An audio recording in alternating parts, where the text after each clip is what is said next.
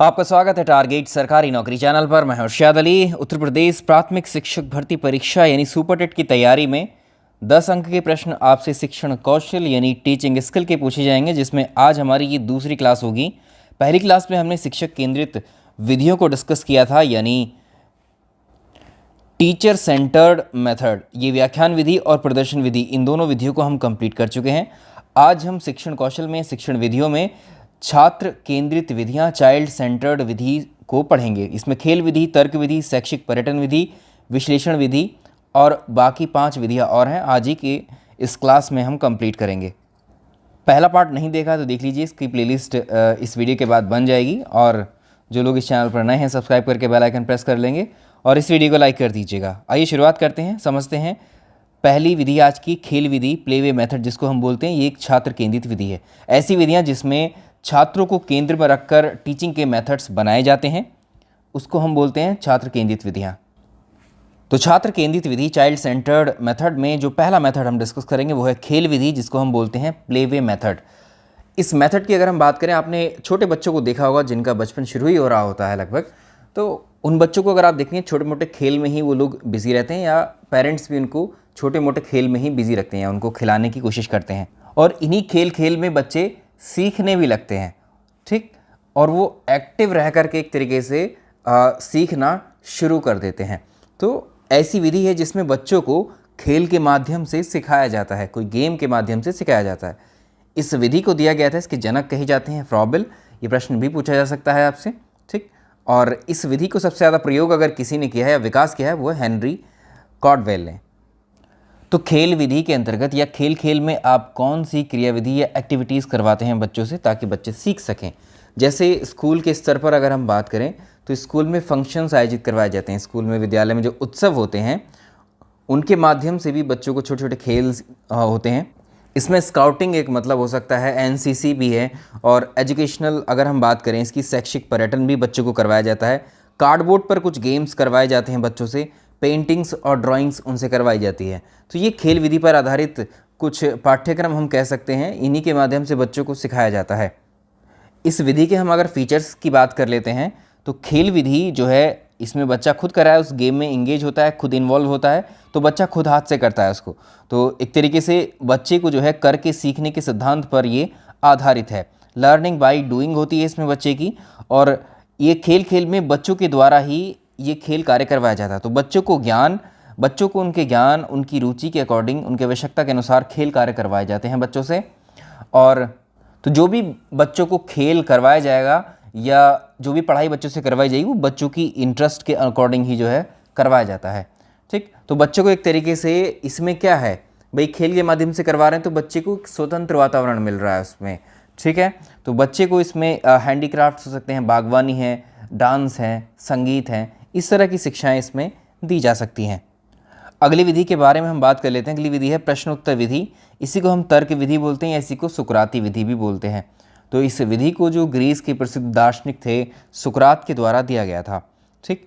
तो इन्होंने कहा है कि जो बच्चे हैं उनको क्वेश्चंस, जो प्रश्न पूछने का मौका दिया जाए, जैसे बच्चे जितने भी जिज्ञासु होंगे उतने ही उनके मन में प्रश्न आएंगे, और प्रश्न पूछने को इसमें एक तरीके से बढ़ावा दिया जाता है। तो ये प्रश्न उत्तर विधि है, तर्क विधि है। यानी एक शिक्षक को बच्चे के सामने कंटेंट को इस तरह से प्रस्तुत करना चाहिए कि बच्चे उससे क्वेश्चंस पूछें, क्वेश्चन पूछने पर मजबूर हों टीचर से, यानी वो जिज्ञासु टाइप के बने। जिज्ञासा रहेगी तो उनके प्रश्नों के उत्तर खोजेंगे, शिक्षक से मांगेंगे और वो फिर सीखेंगे उससे। तो ये बात हम जानते हैं कि बालक में जो समस्त ज्ञान है अंतर्निहित रहता है उसमें, अध्यापक को बस उसे बाहर निकालने की बात होती है, ठीक। अगर हम बात करें इस मेथड में तो भाई जब बच्चे को या टीचर पढ़ा रहा है, समझा रहा है, ठीक है, और बच्चे जिज्ञासा उनमें उत्पन्न हो रही तो क्रियाशील रहते हैं एक तरीके से, ठीक है। तो बालक इसमें अधिक क्रियाशील रहते हैं, यानी उनका ध्यान केंद्रित रहता है, अटेंटिव होकर के वो क्लास में रहते हैं, ठीक। इसके अलावा बालकों को स्वयं सोचने के लिए अधिक अवसर दिए जाते हैं इसमें, ताकि वो नया जो नॉलेज है, नया ज्ञान जो है अर्जित कर सकें इसमें। इसकी कुछ लिमिटेशंस भी रहती हैं।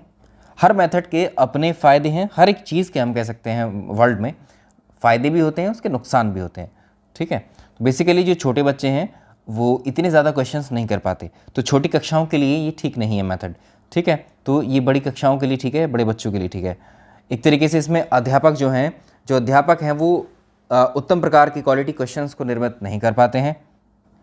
इसके लिए एक टीचर का ट्रेंड होना बहुत ज़रूरी है ताकि वो बच्चों के अकॉर्डिंग क्वेश्चंस को फ्रेम कर सके। ठीक, अगला मेथड है शैक्षिक पर्यटन विधि, फील्ड ट्रिप भी इसको बोलते हैं, एक्सकर्जन मेथड है ये। अब इसको दिया गया था प्रोफेसर रेन के द्वारा। अब शैक्षिक पर्यटन का मतलब क्या है? पर्यटन का मतलब घूमने फिरने से ही होता है। तो इसमें बच्चे को जो है बाहर घुमाने के लिए ले जाया जाता है। हिस्टोरिकल प्लेसेस हो सकते हैं उसमें, ठीक है, जू हो सकते हैं, चिड़ियाघर हो सकते हैं।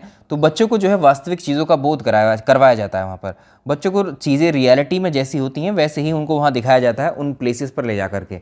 ठीक, तो जब बच्चे उन चीज़ों को देखते हैं तो उनसे परिचित होते हैं और फिर वो जो ज्ञान वहाँ से अर्जित करते हैं कि ये वाला जानवर है, ये वाला ये प्लेस है। ठीक, तो वो ज्ञान उनका स्थायी हो जाता है। ठीक, यानी बच्चों को बाहर घुमाने के लिए ले जाया जाता है ताकि वास्तविक चीज़ों को देखकर बच्चा स्थान ज्ञान जो है वो अर्जित कर सके। ठीक, और इसमें जो है बच्चे इसमें जो सीखते हैं बच्चों को बहुत आनंद आता है, इसमें बहुत अच्छे तरीके से इसमें एंजॉय करके इसको सीखते हैं। जो मंद गति के अधिगम करता होते हैं, जो बच्चे होते हैं, उनके लिए ज़्यादा लाभदायक है। जो धीमी गति से सीखने वाले बच्चे हैं उनके लिए ज़्यादा लाभदायक होता है ये।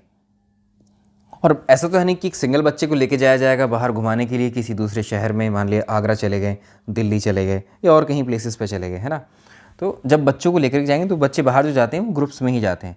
ठीक, और जब ग्रुप में जाएंगे तो उनके वहाँ फ्रेंड्स भी बनते हैं। तो बच्चे क्या है, एक तरीके से समाज में, एक तरीके से सामाजिकरण जो है, सोशलाइजेशन बच्चे का इसमें होता है।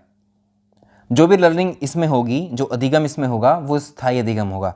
ठीक, और ये विधि जो है किन किन विषयों में सहायक हो सकती है? एक तो पर्यावरण में सहायक होती है, विज्ञान में भी सहायक है। अब इसके लिमिटेशंस क्या हो सकते हैं? जब बच्चों को हम बाहर घुमाने लेके जाएंगे तो इसमें टाइम बहुत लगता है, पूरा दिन भी लग सकता है, हो सकता है 2 दिन की ट्रिप हो, 3 दिन की ट्रिप हो, या सिंपली 1 दिन की ट्रिप तो रहेगी मिनिमम।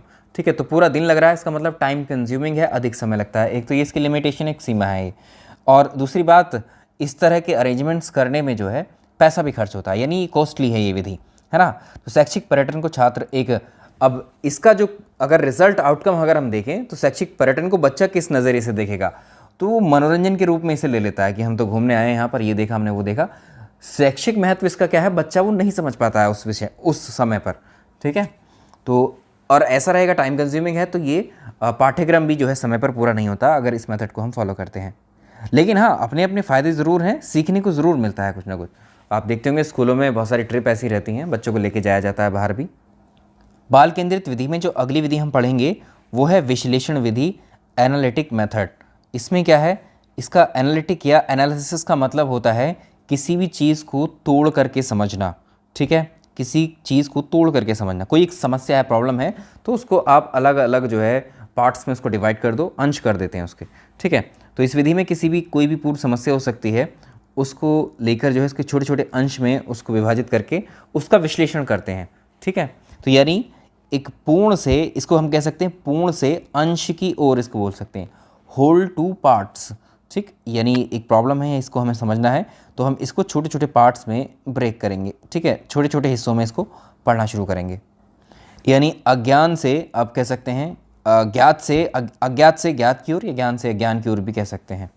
कोई भी आपके पास पूरी चीज़ हो सकती है तो उसको छोटे छोटे पार्ट्स में हम डिवाइड करते हैं, फिर समझते हैं। ठीक है, और आपको ज्ञात नहीं होता है तो अज्ञात से ज्ञात की ओर आते हैं इसमें। तो ये एक मनोवैज्ञानिक विधि है, ये एक लॉजिकल विधि होती है। ठीक है, ये करके सीखो के सिद्धांत पर ही आधारित होती है। ठीक है, इस विधि में विद्यार्थियों में तर्क, जो उनको मेमोरी जो है और जो निर्णय लेने की क्षमता है, उनका विकास होता है इसमें। इसकी भी अगर हम बात करें, इसकी सीमाएं हैं, इसमें भी अधिक समय लगता है। ठीक है, और बच्चों में ये बोरिंग मेथड भी लगने लगता है जब इसमें ज़्यादा टाइम टेकिंग बनता है ये मेथड। अगला जो मेथड है वो है संश्लेषण मेथड या एकीकरण विधि, इसको हम बोलते हैं सिंथेटिकल मेथड या इंटीग्रेशन मेथड। इंटीग्रेशन का मतलब होता है जोड़ना। विश्लेषण विधि में हम चीज़ों को अभी पीछे जो हमने देखा, विश्लेषण विधि में हम चीज़ों को तोड़ रहे थे, एक चीज़ को तोड़ करके छोटे छोटे पार्ट्स में हम स्टडी कर रहे थे। लेकिन इसमें हम क्या करेंगे, जो चीज़ें हमने तोड़ी हैं, मान लीजिए, उसको हम सारांश बनाएंगे। जो चीज़ें टूटी हुई हैं, अलग अलग बिखरे हुए जो भी आप कहें कॉन्सेप्ट्स हैं, उनको एक जगह इकट्ठा करेंगे और तब एक कंक्लूजन निकालेंगे। तो छोटे छोटे अंशों को एक साथ मिला करके रख कर जो है लक्ष्य पर पहुंचा जाता है। जो विश्लेषण विधि हमने पढ़ी है उसके जस्ट विपरीत है, ये ऑपोजिट है। ठीक है, इसमें ज्ञात से अज्ञात की ओर आएंगे, अंश से पूर्ण की ओर आएंगे, ये रहेगा। ये एक व्यवस्थित विधि मानी जाती है, एकदम सरल होती है, सूक्ष्म होती है और क्रमबद्ध विधि होती है। इसमें मंदबुद्धि और जो धीमी गति से सीखने वाले बालक हैं उनके लिए भी बहुत उपयोगी होती है। ठीक है, इसमें ज़्यादा सोचने विचारने की आवश्यकता नहीं होती है। मतलब इसकी सीमाएं अगर हम बात इसकी सीमाओं की या लिमिटेशंस की अगर हम बात करें तो इसमें ज़्यादा सोचने विचारने की आवश्यकता नहीं होगी। तो क्या है, ज्ञान इसमें स्थायी नहीं होता है। जो कंटेंट आपके पास है उसी को आप यूज़ कर रहे हैं, उसी के बारे में आप सोच रहे हैं, यानी उससे आगे आप नहीं सोच पा रहे हैं। रटने पर बल देता है, तर्क और चिंतन का इसमें अभाव रहेगा। तो इसमें कहेंगे विश्लेषण विधि और संश्लेषण विधि एक दूसरे की कॉम्प्लीमेंट्री हैं, पूरक हैं। इंडक्टिव मेथड है अगला, ठीक, आगमन विधि, फ्रांसिस बैकन ने इसको दिया था। इस विधि का प्रयोग तब होता है जब छोटे बच्चों में, जैसे छोटे बच्चे होंगे उनके सामने हम उदाहरण पहले पेश करेंगे, एग्जाम्पल्स देना शुरू करेंगे और एग्जाम्पल्स के थ्रू वहाँ से रिजल्ट निकालेंगे। एग्जाम्पल से हम बनाएंगे नियम, रूल्स। ठीक, तो बच्चों के सामने उदाहरण पेश किए जाते हैं जिनके माध्यम से विद्यार्थी जो है विचार विमर्श करके किसी एक सिद्धांत या नियम तक पहुँच जाते हैं। ठीक, ये होती है आगमन विधि, इंडक्टिव मेथड। इन मेथड्स के जो अभी हम पढ़ रहे हैं या पहली क्लास में पढ़ चुके हैं, इनके मैं अभी प्रश्नों को भी आपसे डिस्कस करूंगा इसकी अगली क्लास में, यहाँ तक होने के बाद में। इसके बाद जो अगला टॉपिक हमारा होगा मैं बता दूंगा आपको। भारत में जो प्रारंभिक शिक्षा का विकास है और आधुनिक भारत में जो शिक्षा है, ये टॉपिक अगला रहेगा हमारा। लेकिन उससे पहले इसके प्रश्नों को भी मैं करवा दूँ ताकि आपको आइडिया लग सके। तो ये जो है बेसिकली ये विधि जो है व्याकरण, विज्ञान यानी ग्रामर और साइंस पढ़ाने के लिए अच्छी मानी जाती है। इसमें भी अगर हम बात करें, इसमें ज्ञात से अज्ञात की ओर आते हैं हम और उदाहरण देकर के नियम की ओर बढ़ते हैं, यानी विशिष्ट से हम सामान्य की ओर बढ़ते हैं, स्थूल से सूक्ष्म की ओर, मूर्त चीज़ें दिखा करके अमूर्त की तरफ यानी सोचने की लेवल पर उनको लेकर के आया जाता है। और इस विधि में जैसे हम इसके चरण क्या हैं, स्टेप्स क्या हैं, पहले बच्चों को उदाहरण दिए जाते हैं या एक्टिविटीज़ आप कह सकते हैं, क्रियाएँ करवाई जाती हैं। उसके बाद बच्चे उसको ऑब्जर्व करते हैं, निरीक्षण करते हैं उसका, फिर उसको जनरलाइज करते हैं। ठीक है कि हाँ ये नियम ऐसे होगा, और बाद में उसका टेस्ट यानी परीक्षण होता है। तो ये चरण इसमें आते हैं, ये भी आप याद रख सकते हैं। इसमें पूछ सकता है आगमन विधि का प्रथम चरण क्या होगा, एक्टिविटी या एग्जाम्पल। ये पूछा हुआ प्रश्न है, आगे प्रश्न डिस्कस कर रहे होंगे तब समझेंगे। ठीक है, तो इसमें सबसे पहले हम उदाहरण देने की या क्रियाएं करने के कारण जो है विद्यार्थी एक तरीके से नियम की तरफ पहुंच जाता है, सूत्र की खोज में वो लग जाता है। इस विधि के द्वारा जो ज्ञान प्राप्त करने में विद्यार्थी जो है एक तरीके से इस तरह के उसमें जो है खुद बच्चा ज्ञान प्राप्त करने लगता है, आत्मनिर्भरता उसमें आती है, आत्मविश्वास आता है। ठीक है, जब एग्जाम्पल्स देंगे तो खुद कैपेबल हो जाएगा कि इससे मुझे क्या आउटकम निकालना है। ठीक, प्राथमिक कक्षाओं के लिए इसको उपयोगी माना जाता है। जो प्राथमिक कक्षाएं होती हैं, प्राथमिक कक्षाओं के लिए उपयोगी है। और बालक में जो है निरीक्षण और तर्क शक्ति, अब कह सकते हैं ऑब्जर्वेशन, ऑब्जर्व करने की, ठीक है, और रीजनिंग की जो है इसमें शक्ति डेवलप होती है बच्चे में। व्याकरण और विज्ञान के लिए भी ये ठीक है। तो बड़े बच्चों के लिए उपयोगी नहीं माना जाता है इस मेथड को, इसमें अधिक समय लगता है और पाठ्यक्रम भी इस पर समय से पूरा नहीं होता है। अगर बालक ने एक बार, अगर हम बात करें, बालक ने कोई गलत सिद्धांत इसमें निकाल लिया तो उसे शुद्ध करने के लिए शिक्षक के लिए थोड़ा मुश्किल हो जाता है उसको करेक्ट करना। इसको उल्टा कर दो इंडक्टिव मेथड को तो बन जाता है डिडक्टिव मेथड या निगमन विधि। इसके जनक हैं अरस्तु, आप जानते हैं अरिस्टोटल को। आगमन विधि के विपरीत विधि है ये। इसमें क्या करेंगे, पहले छात्रों को एक नियम बता दिया, किसी की परिभाषा बता दी, सिद्धांत पहले बता दिया, उसके आधार पर उस सिद्धांत को समझाने के लिए कुछ उदाहरण एग्जाम्पल्स की मदद ली गई।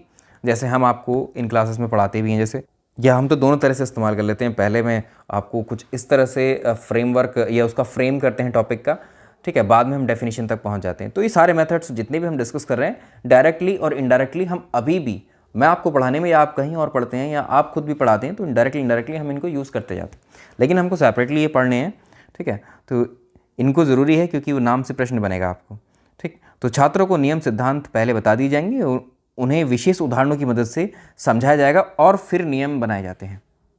तो इसमें चरण क्या क्या है, एक तो नियम पहले इसमें बता दिया या परिभाषा बता दी, उसके बाद में प्रयोग किया जाता है या एग्जाम्पल्स दिए जाते हैं, एक्सपेरिमेंट के थ्रू उनको साबित करने की कोशिश की जाएगी, फिर रिजल्ट उससे निकालेंगे, फिर उसका टेस्ट करेंगे, सत्यापन ठीक है कि नहीं है।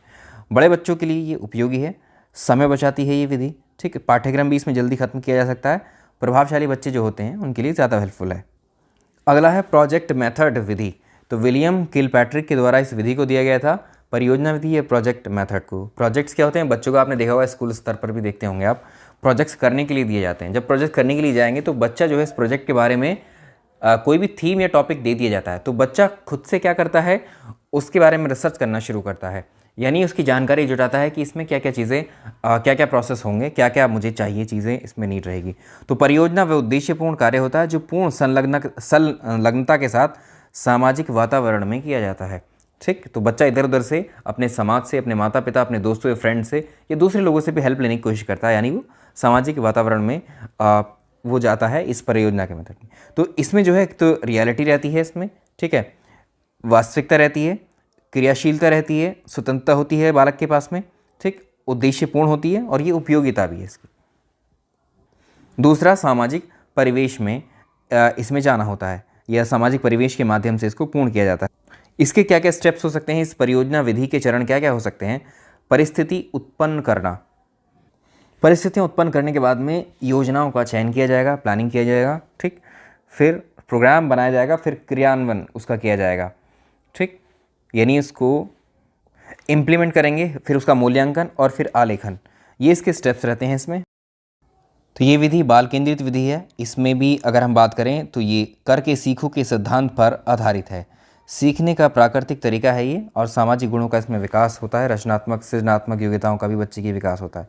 महंगी विधि कही जाती है, कॉस्टली है, प्रोजेक्ट्स बनाना, उस पर इन्वेस्टमेंट करना, समय अधिक लगता है, उपयुक्त शिक्षण सामग्री का भी अभाव रहता है इसमें, और सीखना जो है भागों में प्राप्त हो, बच्चे जो हैं छोटे छोटे हिस्सों में इसको ज्ञान अर्जित करते हैं, इसमें पूरा शिक्षण नहीं मिल पाता। अगला है समस्या समाधान विधि, प्रॉब्लम सॉल्विंग मेथड। इसके जनक हैं सुकरात और सेंट थॉमस। किसी भी उद्देश्य किसी भी उद्देश्य की प्राप्ति में जो बाधाएं आती हैं, ठीक है, उनको वैज्ञानिक तरीकों से समाधान उसका करना, ये प्रॉब्लम सॉल्विंग मेथड है। तो समस्या समाधान के जो चरण हैं, स्टेप्स हैं, कैसे कैसे करते हैं, समस्या का चयन करते हैं, फिर समस्या का प्रस्तुतिकरण करते हैं, फिर कल्पनाओं का निर्माण करते हैं, आंकड़े एकत्रित करते हैं, फिर हम रिजल्ट निकालते हैं, ठीक है। ये है एक ओवरऑल, हमने एक व्यू ले लिया है इन सारे मेथड्स का, ठीक है। इनको हम जो है अब आपको प्रश्नों के माध्यम से डिस्कस करेंगे। तो ये हो गए आपके 9 मेथड जो कि बाल केंद्रित मेथड थे। ये सेकंड क्लास आज हमारी कंप्लीट हो जाती है। इसके अलावा जो नेक्स्ट क्लास रहेगी शिक्षण विधियों की, उसमें हम डिस्कस करने वाले हैं आपसे इनके प्रश्नों को। और इसके बाद अगला जो टॉपिक हमारा थ्योरी का होगा इसमें शिक्षण विधियों में आपके सिलेबस के अकॉर्डिंग, वो है प्रारंभिक भारत में जो प्रारंभिक शिक्षा थी, शुरुआत कैसे हुई भारत में शिक्षा की, ठीक है। प्राचीन काल से ही अगर हम बात करें तो किस तरह से शिक्षा दी जाती थी, और अब तक हम मतलब वो क्रम प्राचीन से लेकर आधुनिक भारत तक का शिक्षा का क्या क्रम है, क्या क्या इम्प्लीमेंट हुए, क्या क्या जो है डेवलपमेंट हुई थी शिक्षा के विकास जैसे भी हैं, वो सब उसमें हम कवर करेंगे। वीडियो पसंद आया तो लाइक एंड शेयर कर दीजिएगा।